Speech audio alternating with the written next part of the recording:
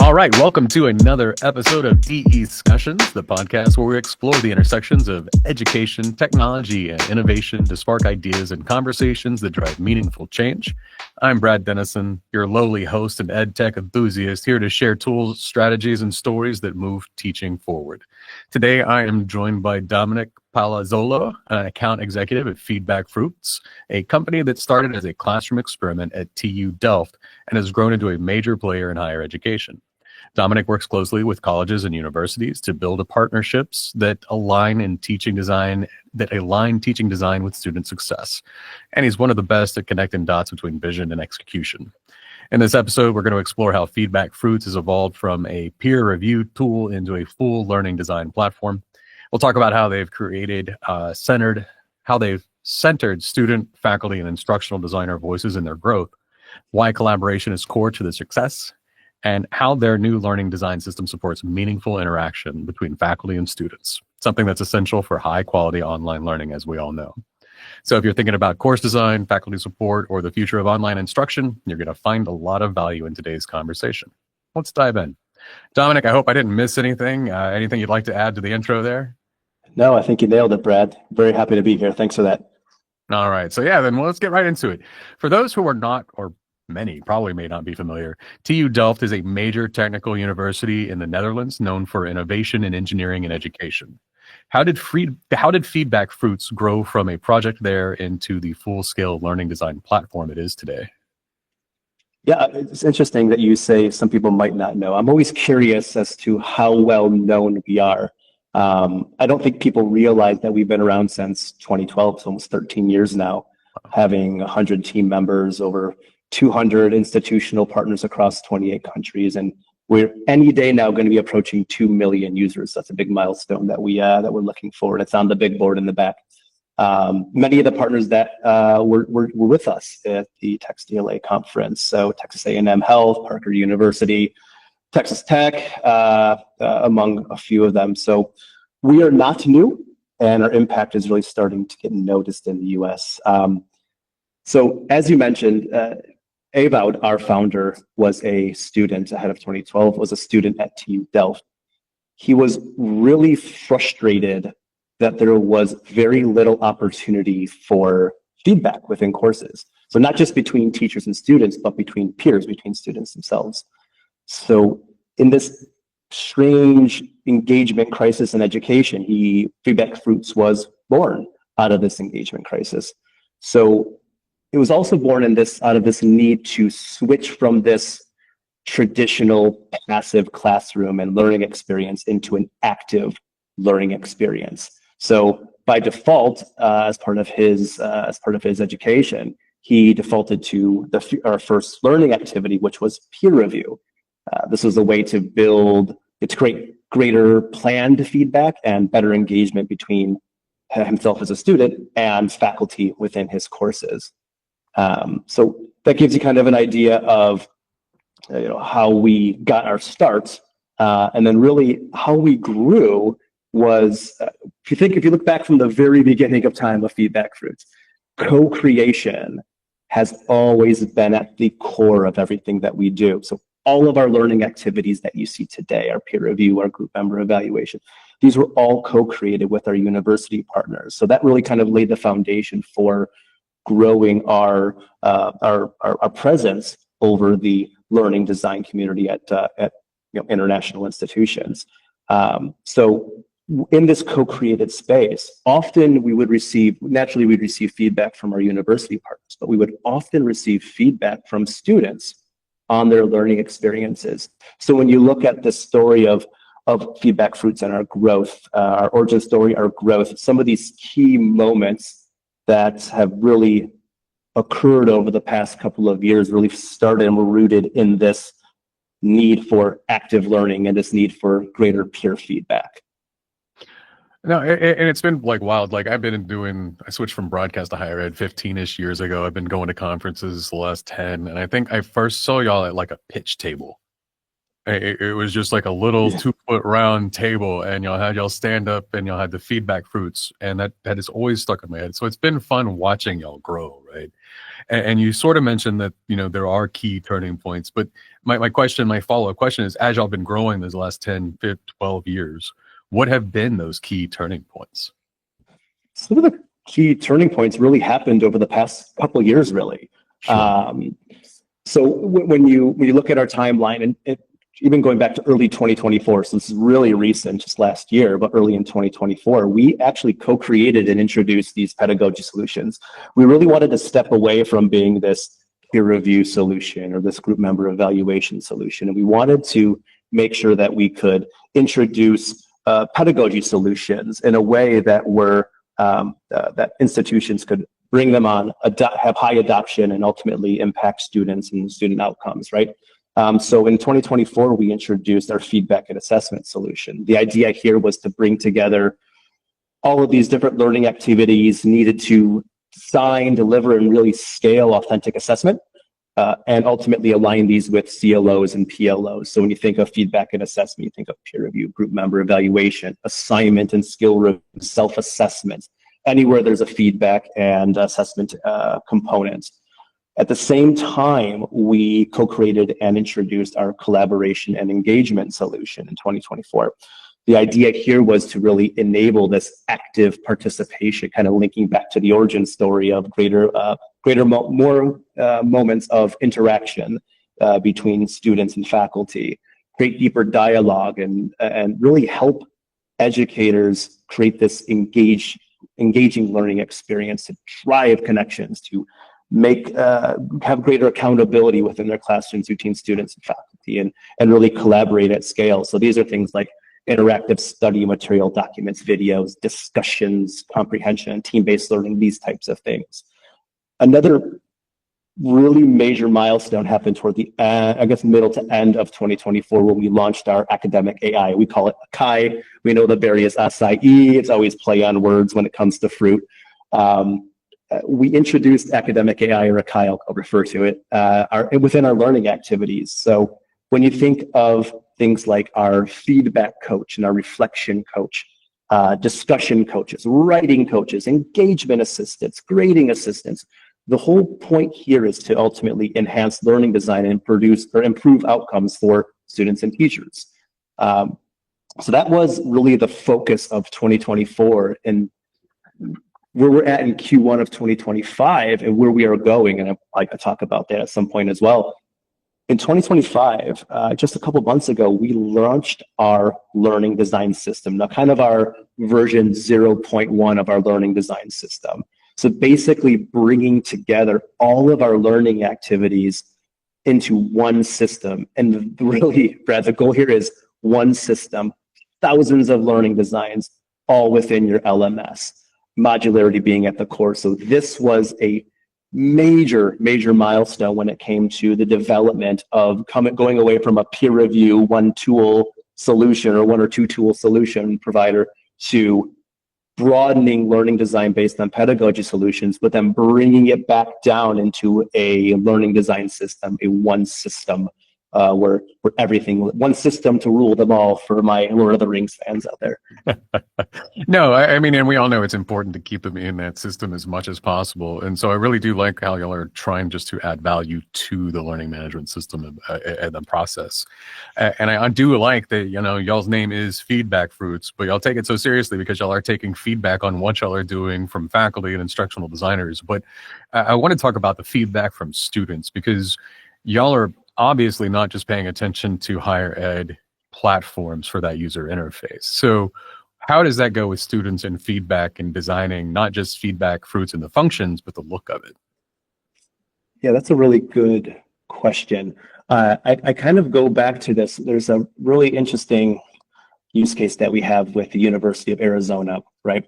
So when they brought on feedback fruits, during the pilot phase, they looked at student input and how that led to institution-wide adoption. The idea was that they were going to have a student advisory board. They were going to incorporate quality matter standards into this evaluation process, and they were going to pilot it with the student advisory board. And there was going to be a constant feedback loop up to feedback fruits about what is working, what is not working, what is the impact that it's having on not only our advisory board, but on, of course, the learning outcomes that we're having in our courses. And I thought this was a really interesting, I guess, dynamic when it came to not only evaluating the existing tools and solutions that they were using, but shaping how we were going to. This is before our learning design system came into play. The concepts were already there, but this is really shaping how we were going to ultimately roll out and design. I guess as one example, how we're going to design our learning design system. And so when you think of receiving constant feedback from not just, as you said, faculty and instructional designers, but students, to ultimately design a system that is fit for learning outcomes at each institution, because each institution is different, right? And aside from the really unique way that the University of Arizona and their student advisory board really committed to this evaluation process, we're doing things at Feedback Fruits like hosting communities of practice with our partner institutions. We're getting faculty, instructional designers, leadership, students into a room. We're conducting live use cases. We're demoing these different options. We're implementing new designs. And we're doing this, which is really, really cool. We're doing it on the spot. So we're getting this immediate feedback in these community of practice. Another really unique, or I guess interesting thing that we're doing is we're holding, I kind of coined this as like a learning design summit. I don't claim to own the trademark on that, but internally we're holding learning design summits in our regions, for example, like Texas, to really bring together current partners, future partners, once again, that sit in a room, align on best in practice learning design outcomes and the impact of these designs. And students are oftentimes, and student advisory committees are oftentimes brought into these rooms. And again, like much of this feedback has really shaped our learning design system and the creation of our learning design studio. So like, where we are headed is that, again, we're no longer creating a peer review and a self-assessment. We're any combination that you can think of in learning design, modularity within learning design. We intend to support the creation of that learning design. I like it. All right, real quick, it's time for the reconnect because I don't have any ads to throw out there. You're listening to DE Discussions. I'm Brad Dennison, joined by Dominic Palazzolo. He is account executive at Feedback Fruit. It is a student engagement tool that works in the LMS. And so, Dominic, you've talked about the new learning design system, but can you break it down a little more for us? What makes it different from all the other EdTech platforms and course tools? Yeah, I think when you look at what is required in higher ed from your own experiences and also in your position, Brad, we look at it as institutions rely on the SIS, the student information system. They rely on the LMS. The SIS is great for managing student data, right? You'd fall apart without it. An LMS is great for course management, right? It's visibility of available courses, students enrolled in these courses, grading is organizing there. But really what sits on top of the LMS is our learning design system, right? And so when you think about all of the different tools or solutions to facilitate, for example, a peer review or a discussion or interactive study materials, right? Our learning design system really incorporates all of these different learning activities and pedagogical use cases through one system. So rather than being just a student engagement platform, we are a singular one system that facilitates better learning design for scalable use across the institution. So the goal here is to ultimately consolidate your technology stack. And like, it's so bizarre, Brad, like when I have hundreds of conversations in the past 2 months, and the bloat that sits in tech stack it's really intriguing to me. But these are all the average, I think, is around 7 or 8, I think was the last analysis that I did, tech tools within a tech stack in learning design. And these are different contracts, they're different term periods, they're all different costs. And really, it's important, I believe, to when you're looking at best in class, you're looking at how can we consolidate this. This is really important, especially when budgets are strained, right? And the goal here, and kind of my personal mission, and it's a company mission as well, is to future-proof our partners in these uncertain times, right? So like, we know, we don't shy away from the fact that institutions, there are budget constraints, right? But there are also breaking points in these constraints, right? So like, when you look at something like the greater, I guess the difference between like teacher to student ratios or student to teacher ratios better, right? Well, there's a breaking point there when it comes to like faculty providing feedback, right? There's a breaking point when it comes to how much interaction a faculty member can actually have. There's a breaking point when it comes to grading and creating equitable grading, especially around this time of year where we're all feeling the pinch of finals and getting those grades in, right?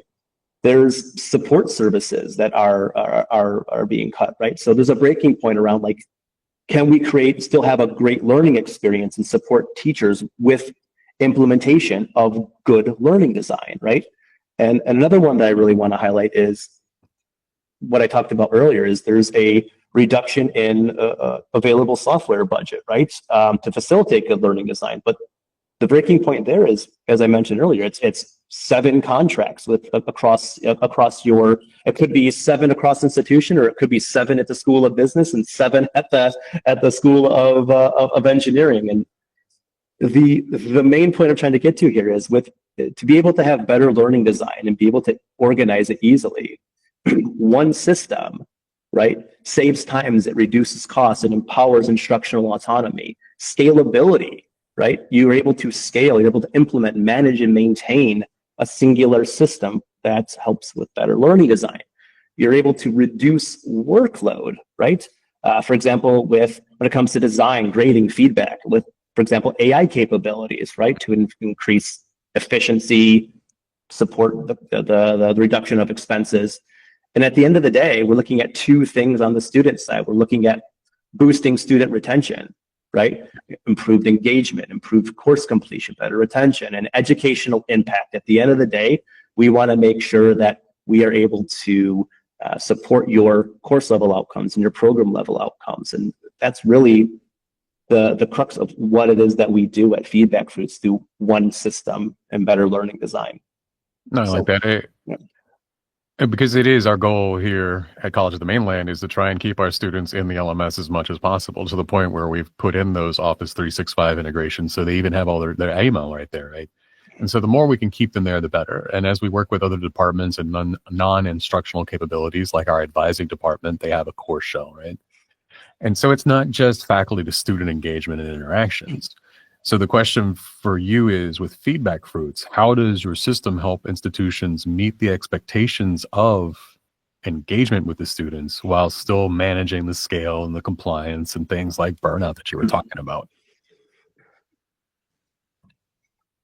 Getting all philosophical on me now here. So like, when thinking about the value of education, like thinking about like impact and quality of education, I'm thinking about what is the return of investment on investment of my education. Like students, right? Students aren't pursuing higher ed unless the classroom experience will inspire and prepare them for the future of work, right?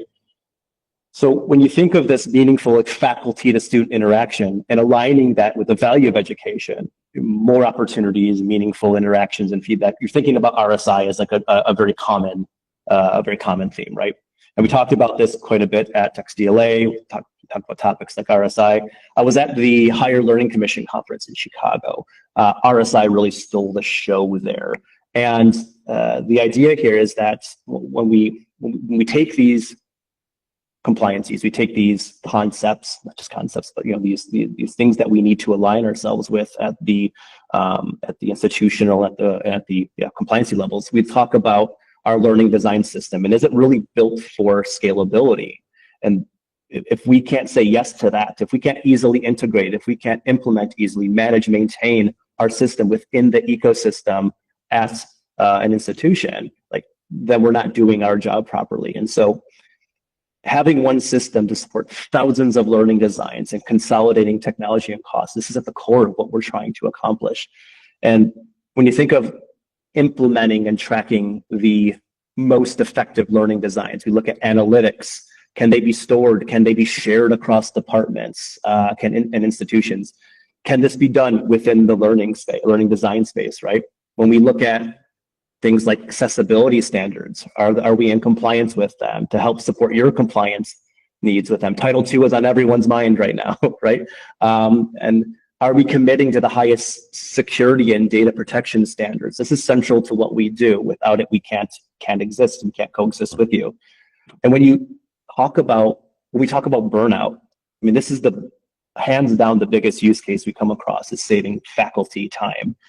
And we developed our activities with Akai Academic AI to ensure that feedback, engagement, grading can all be guided, not done for you, but guided at scale.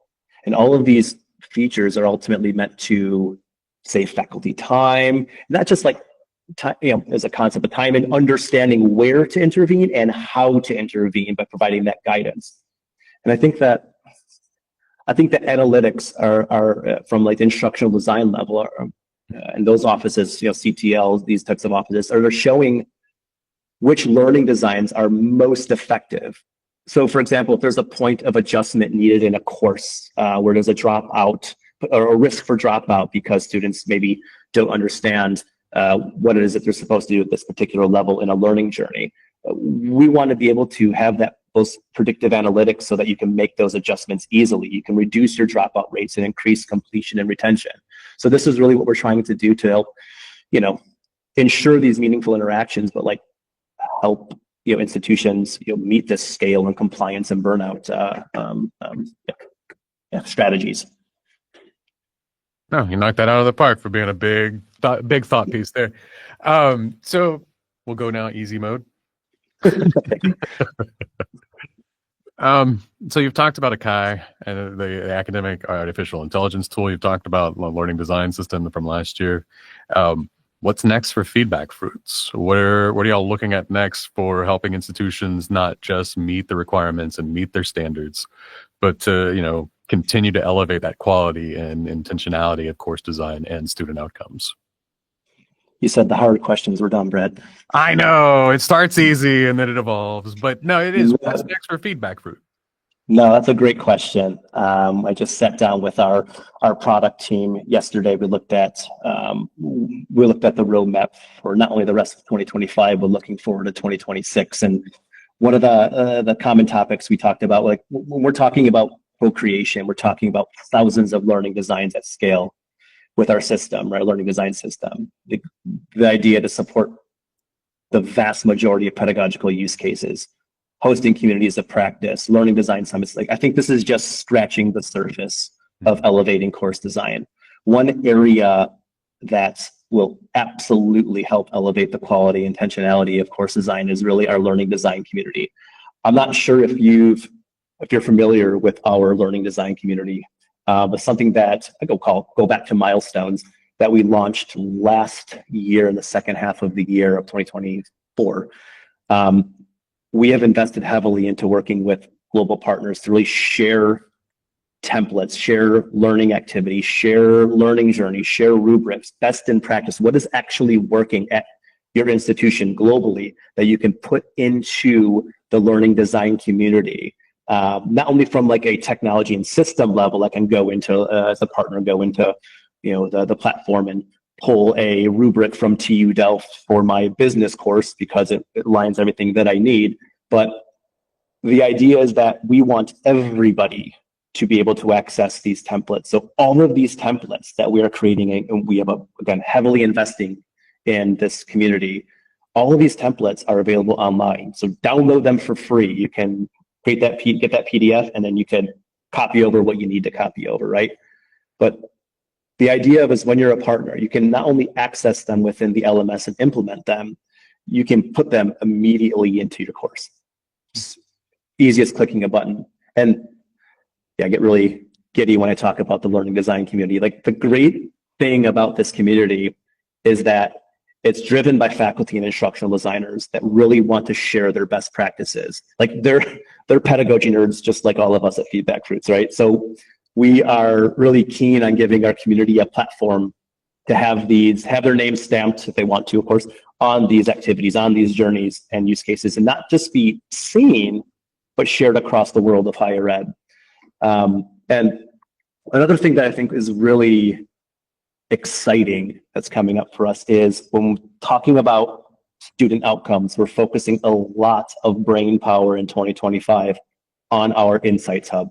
So course and program analytics with our learning activities, our learning journeys and rubrics. Like we're going to look at predictive analytics and how we can better visualize these faculty to student interactions for RSI purposes, of course, but how we can better link our learning activities with CLOs and PLOs. So the idea here is to really remove the fluff and focus on exactly what will be needed for reporting, effectively making sure students are getting the best possible learning experience and ROI on their education. And one of the great conversations that myself and the product team had was with an instructor. We asked them, like, what does accreditation or what does reporting mean to you, right? And their response was, going into pulling an Excel sheet and then spending hours upon hours looking at the data and submitting that because I've been randomly selected by my institution to report on our learning objectives, as opposed to, hey, I have a dashboard that removed all the fluffs, gives me all of that information. It's literally click, share, and submit to my to my department head, as opposed minutes as opposed to hours. And I think stuff like that is ultimately the vision. So learning design community, better analytics that will support faculty instructional designers at the course level and at the departmental level is really part of the vision for us. I like it. It's a content collaborative community with a bit of a production line built in there to kind of get things with the workflow built out, right? It's really nice. I guess is there anything you'd like to add before we wrap up? Anything I'd like to add? We covered a lot, but you never know. That's a great point. I'm sure all of my colleagues that are listening to me right now will be like, Dominic, you should have mentioned this, you should have mentioned that. But I think we really did cover a great deal and of topics. And I'm really, again, Brad, absolutely thrilled and thankful that you invited me on the podcast today. I can't wait to hear my own voice and criticize the sound of my own voice. It's going to be a fantastic exercise for me. Oh, wonderful, Dominic. Yeah, no, and I bet you we can come up with more things to talk about. So we'll stay in touch. Absolutely wonderful of you today to join us. It's been DE Discussions. I'm Brad Dennison. This was Dominic Palazzolo from Feedback Fruits. And it's all about student engagement, y'all. It's where we're moving. It's where we need to be. And this is just another tool that's out there that you've learned all about for the last 30 minutes. So Dominic, thank you so much for your time again. And I do look forward to tagging back up with you in the future. Thanks, Brad. Appreciate it.